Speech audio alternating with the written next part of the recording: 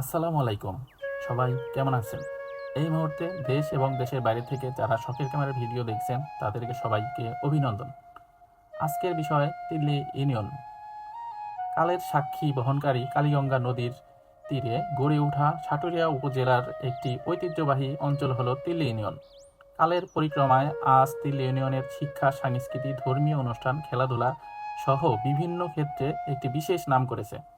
তিল্লি ইউনিয়নের আয়তন ২৭ বর্গ কিলোমিটার।